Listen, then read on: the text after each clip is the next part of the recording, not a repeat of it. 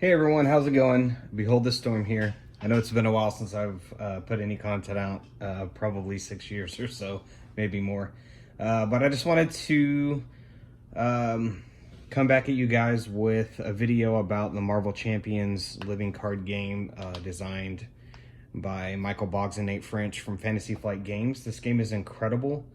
It's a cooperative card game, which is kind of different from what I typically play, which is usually competitive, like TCGs and stuff. That's kind of how I got my start, was with Yu-Gi-Oh!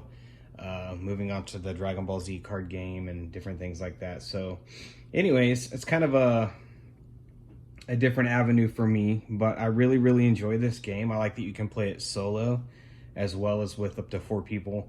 But anyway, so I've been playing solo. As you know, COVID-19 hit and there's not a lot going on, so I've been playing this game solo a lot. And I just kind of wanted to go over a deck that I've been playing probably the most, other than Black Widow, which Black Widow is probably my favorite hero. My second favorite hero, however, is Carol Danvers, aka Captain Marvel. The reason why she's my second favorite, she's probably close to my first. She's just so versatile. Her kit, her 15 cards that she comes with, and just her abilities just kind of allow her to sort of fit into any mold, any of the aspects. But since I play a lot of solo, I like to play her with Justice, so that way you can utilize all of her abilities to play the high cost Justice cards to thwart and not lose by that. So yeah, so anyways, she has an ability on her alter ego side that just says choose a player, that player draws a card, and so you just choose yourself if you're playing solo. And then on her hero side, she has the rechannel action. You spend a lightning resource or an energy resource and heal the damage from her to draw 1 card. Now the stipulation is you do have to heal the damage in order to draw the card, so you don't want to play that when you're full health. She has a hit point or a hand size of 6 and hit points of 12, recovery of 4. And then on her hero side, hand size of 5, hit points of 12. And 2 thwart, 2 attack, and 1 defense. So the reason why she's so good and so versatile is because drawing cards is key to this game. It's everything. You use the cards in your hand as resources to play other cards.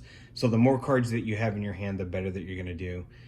So just that versatile ability of drawing a card every turn essentially for free while you're in alter ego is insane. And then the card filtering ability with the heal is also good. So just going over her kit, she has a signature ally, Spider Woman, for 3 cost, 2 health, which is not a lot of health for a 3 cost. But she has a pretty cool ability. When she enters play, you confuse the villain, which can really save you. She is also a wild resource. But this is where things start getting really good. She has 2 energy absorption cards, and they have 3 energy resources on them. So you have 1 card that pays for 3 energy, which is insane. Which allows you to kind of get into the really good Justice cards like Beat Cop and things like that. This card is also insane, Alpha Flight Station. The action is you exhaust Alpha Flight Station, choose and discard a card from your hand, and then draw 1 card. But you draw 2 cards instead if you're on alter ego mode, which is just bonkers good. This card is not that great, Cosmic Flight, but it does give you the aerial trait, which can come up with some of her other cards. But it does prevent 3 damage. You discard it after that, so it's not terrible. She has 3 Photonic Blast. It's just an attack, deal 5 damage. If you paid for it using a energy resource, you draw a card. Just really good. 3 Crisis Interdiction. Remove 2 threat from a scheme. 2 threat from a different scheme if you have the aerial trait as well. And then, of course, Energy Channel, 0 cost upgrade, and then you just pump it up with energy resources to then turn around as a hero action to deal damage based on those. This card is really good. Now, you can only have 1 in play at a time, but it's just really good. And then the helmet. Probably the worst card in her kit, but yeah, it's whatever. Okay, then moving on to the Justice aspect cards. We've got 1 under surveillance. You can only have 1 in play, and it attaches to the main scheme, so that's why I only run 1. But you increase the target threat value of the scheme by 4, which is really, really good. Then I run 3 Beat Cops. Beat Cop is insane. This came out of the Hulk pack. It's just incredible. It's a 3-cost support. You exhaust it as an action to move a threat from a scheme to here.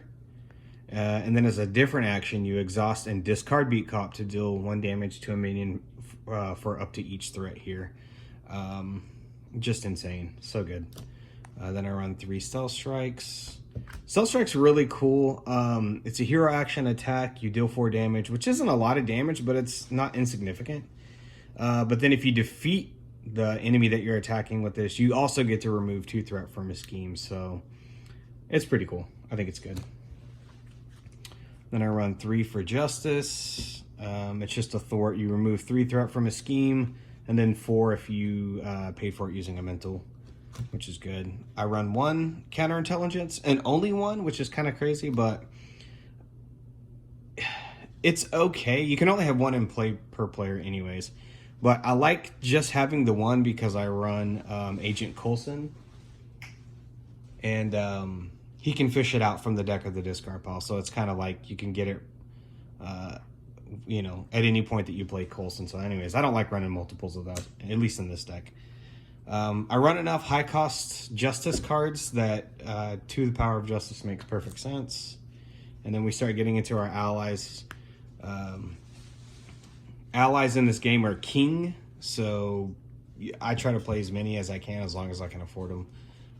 So Quake, Jessica Jones, Agent Coulson, Daredevil. And then I also run 2 more allies. I run Mockingbird and Nick Fury. And then I run the Genius, the Energy, and the Strength, which you run in every deck just because they're double resources. And then I run Endurance and Downtime and Quinn Carrier. And Quinn Carrier is interesting because it's just a good card just to give you a free wild resource every turn. You exhaust it to generate a wild resource. But you can then use that wild resource to, you can turn it into an energy and start paying it on your energy channels to pump it up. And you can also use it for Captain Marvel's rechannel ability. You can spend a energy resource to do that ability. You can turn that wild resource from this into that. So anyways, guys, that's the deck profile. I really, really like this, especially in solo, because it's very versatile. It can do a lot of things. You're definitely not going to lose from threat because you have so many ways to deal with it. But yeah, I'm going to have this deck featured in an upcoming video where I'm playing against, more than likely, Claw Expert with the Ronin module, which as soon as I get that printed and put into the deck, I'm probably going to play that next. So be on the lookout for that, and thank you guys for watching.